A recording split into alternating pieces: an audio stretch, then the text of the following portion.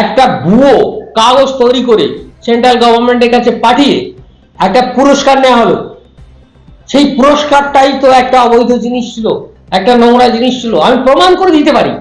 সমর্পণ, নেতৃত্ব এবং সেবার এক অনুপ্রেরণাদায়ক যাত্রার মাধ্যমে শ্রী অসীম কুমার বিশ্বাস দেশকে গর্বিত করে চলেছেন। একজন স্বনামধন্য সমাজকর্মী এবং সফল ব্যবসায়ী হিসেবে শ্রী বিশ্বাস শিল্প সমাজে তার অসামান্য অবদানের জন্য মর্যাদাপূর্ণ বিজনেস এক্সেলেন্স অ্যাওয়ার্ড 2026-এ ভূষিত হয়েছেন। মাটির মানুষ হিসেবে পরিচিত তিনি তৃণমূল স্তর থেকে তার যাত্রা শুরু করেন এবং কঠোর পরিশ্রম, সততা ও জনগণের প্রতি অঙ্গীকারের মাধ্যমে ধীরে ধীরে সাফল্যের শিখরে আরোহণ করেন। ব্যবসার বাইরেও সমাজ কল্যাণ ও কমিউনিটি উন্নয়নে তার নির্লস প্রচেষ্টা তাকে অপরিসীম শ্রদ্ধা ও ভালোবাসা এনে দিয়েছে।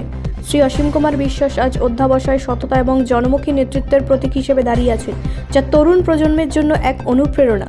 আজ আমাদের পশ্চিমবঙ্গ সম্পাদক দীপক ডি রায় এবং তার দল চাকদাহে শ্রী অসীম কুমার বিশ্বাসের কার্যালয়ে তার সাথে দেখা করেছেন। চলুন তার মুখ থেকেই শুনি। স্যার, বর্তমান সময়ে সবাই লাইট আসতে চাই, বিভিন্ন রকম সমাজসেবামূলক কাজ অনেক মানুষ করে, কিন্তু আপনি সেই ক্ষেত্রে ব্যতিক্রম। আপনি লাইটটাকে না এসেও মানুষের হৃদয়ে রয়ে গেছেন, বহু বছর ধরে বিভিন্ন সমাজসেবামূলক কাজ করে যাচ্ছেন। এরকম ধরনের উদ্যোগ কেন? এটা উদ্যোগ না, এটা আমি মানবিক ধর্ম মনে করি। আমি একজন মানুষ, অনেক দরিদ্র ফ্যামিলি থেকে জন্ম, অনেক বড় স্বপ্ন নিয়ে আমি জন্মের থেকে আমি বড় স্বপ্ন দেখেছি এবং সময়ের সঙ্গে আমি বড় হয়েছি না হয়েছি আমি নিজেকে কখনো বড় মনে করি না। দুনিয়া কিছু বলে, ওটা কিছু না, কিন্তু আমি ওটা বলতে পারি না যে আমার গ্রামের লাইফ, আমার স্কুল লাইফ, আমার একদম মানে Bachpan life, primary school life, যে টাইমগুলো আমি ফেস করেছি, যে প্রবলেমগুলো ফেস করেছি, সমাজ থেকে সেই প্রবলেমগুলো এখনো যায়নি। সমাজের সেই প্রবলেমগুলো এখনো অনেক জায়গায় রয়ে গেছে, আর এর জন্যই আমি এখনো লেগে আছি সমাজসেবার পিছনে, ওই মানুষগুলোর কাছে যেখানে থেকে আমি উঠে এসেছি, তাদের বাচ্চাদের আগে বাড়ানোর জন্য। এটাই আমার চাই বলে তো আমি নিজস্ব একটা সোসাইটি রেজিস্ট্রেশন করেছি এবং সোসাইটির মাধ্যমে আমি বিভিন্ন রকমের কাজকর্ম পরিচালনা করেছি। আর আগে তো আমি করতাম, আগে যেটা করতাম সেটা বিভিন্ন গ্রামাঞ্চলে ক্লাব বা অন্য কোনো মানুষ বা কোনো লোকাল লিডারের মাধ্যমে করতাম, কিন্তু দেখেছি সেখানে অনেক করাপশন হয়। আমি যে টাকাটা দিচ্ছি বাস্তবে সমাজে সেখানে যাচ্ছে না। সেই জন্য আমি নিজেই এবার উদ্যোগ নিয়েছি যে আমি যে কাজটা সমাজের জন্য করব সেটা আমার নির্দেশে এবং আমার দায়িত্বে এবং সঠিকভাবে বাস্তবায়িত হতে হবে। এইটাই আমার আজকের দিশা এবং দশা, আর এটা আমি করব। আগে তো অফিসিয়ালি বলতে গেলে একটা লম্বা ইতিহাস। অফিসিয়ালি বলতে গেলে আমি যখন 12 ক্লাস পাস করি তখন আমি একটা রয়্যাল প্যারাডাইস নামে একটা ক্লাব ছিল, মানে ওটা আমি রেজিস্ট্রেশন করাই টোটি মিশন কলকাতা থেকে। আর তখন থেকে আমি শুরু করেছি, আর তারপরে লং জার্নি, জীবনের বিভিন্ন ইতিহাস, আর এখানে অনেক রকমের ব্যাপার। মানে নিজের ক্যারিয়ার না থাকলে, নিজের পয়সা না থাকলে তো আগে কিছু করা সম্ভব না। আমার যদি পয়সাই না থাকে, আমার যদি পাওয়ারই না থাকে, তা আমি অন্য কি করে হেল্প করবো?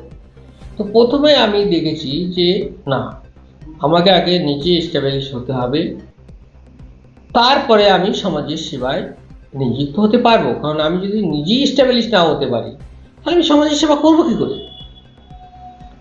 সেই জন্যে আমি তারপরে লং জার্নি জীবনে হয়েছে,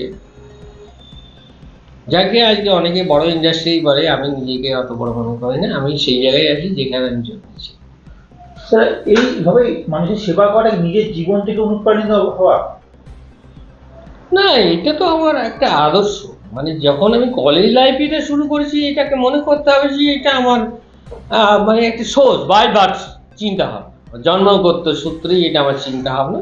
সমাজকে আমি আপনি আমাদের চ্যানেলের মাধ্যমে সমাজকে কি বার্তা দেবেন? What will be your message? সমাজের যেটা আমার যে সামাজিক ধারণা, এটা তো আমি আগেও বলে দিয়েছি যে সমাজের মাইক্রো লেভেলে, একদম গ্রাম অঞ্চলে, প্রত্যন্ত গ্রাম অঞ্চলে। আমি তিক্ততেই বললাম যে গাড়িতে আমি যখন যাই, অনেক সরকারি প্রোগ্রাম আছে। নদীয়া জেলা আজ থেকে 10 বছর আগে প্রত্যেক বাড়িতে শৌচালয় আছে, কিন্তু আপনি কি স্টাডি করে দেখেছেন? এখনো 70% লোকের বাড়িতে শৌচাগার নেই। একটা ভুয়ো কাগজ তৈরি করে সেন্ট্রাল গভর্নমেন্টের কাছে পাঠিয়ে একটা পুরস্কার নেওয়া হলো। সেই পুরস্কারটাই তো একটা অবৈধ জিনিস ছিল, একটা নোংরা জিনিস ছিল। আমি প্রমাণ করে দিতে পারি, আমার প্রমাণের দরকার নেই। আপনি রাস্তায় যাওয়ার সময় ভেবে দেখবেন, খোঁজ নিয়ে দেখবেন কত % লোকের বাড়ি শৌচাগার আছে। কিন্তু এটা ডিক্লেয়ার হয়েছে। নদীয়া জেলার যে তখনকার যে সভাধিপতি ছিল, তিনি পুরস্কারও নিয়েছে রাষ্ট্রপতির। আজকে হকিকতটা আপনাদের দায়িত্ব আছে। এইসব শৌচাগারগুলো যে এত বছর আগে নদীয়া জেলা ফুলফিল শৌচাগার ছিল, সেটা আজকে নদীয়া জেলায় নেই। এটা মিথ্যা, একটা মিথ্যার পায়ে দাঁড়িয়ে একটা রাষ্ট্রপতি পুরস্কার নেওয়া হয়েছিল এই পশ্চিমবাংলায়। এর বিরুদ্ধে আমার লড়াই, এই বিরুদ্ধে আমার সমাজসেবী সংস্থার রেজিস্ট্রেশন করা 2022-এ। স্যার, আপনি সরাসরি অভিযোগ আনছেন সরকারের বিরুদ্ধে, তবে কি আপনাকে আগামী দিনে, কারণ ভারতদেশ সবকিছু রাজনীতির উপর নির্ভর করে, রাজনীতির ভাবে ঠিক হয়, তাহলে আগামী দিনে কি আপনাকে রাজনীতির ময়দানে দেখা যাবে? সমাজের সেবা করতে গেলে বা আমাদের গণতান্ত্রিক মতো ডেমোক্রেসি দেশে সমাজ সেবা করতে গেলে নিজে কিছু করা যায় না। এখানে কিছু পাবলিক পাওয়ারের দরকার আছে। ডেমোক্রেসি পাওয়ার মানে ভোটে জিতে আসতে হবে, বা ডেমোক্রেসি পাওয়ারের দরকার আছে। না হলে আমি এই দীর্ঘ জীবন এতদিন ধরে আমি তো ব্যাকগ্রাউন্ড থেকে করেছি, কিন্তু সেখানে তো আমি দেখছি না যে আমার কোনো ভ্যালু নেই। আমি ব্যাকগ্রাউন্ড থেকে করছি, আমার কথা কোনো দাম হচ্ছে না। আর আমি যেটা বলছি সমাজের সেই গরিব মানুষের কাছে সেই জিনিসগুলো পৌঁছাচ্ছে না। সেই জন্য আমি ভাবছি রাজনৈতিকভাবে আমাকে পাওয়ারফুল হতে হবে। ব্যুরো রিপোর্ট, রাষ্ট্রীয় প্রসার বাংলা।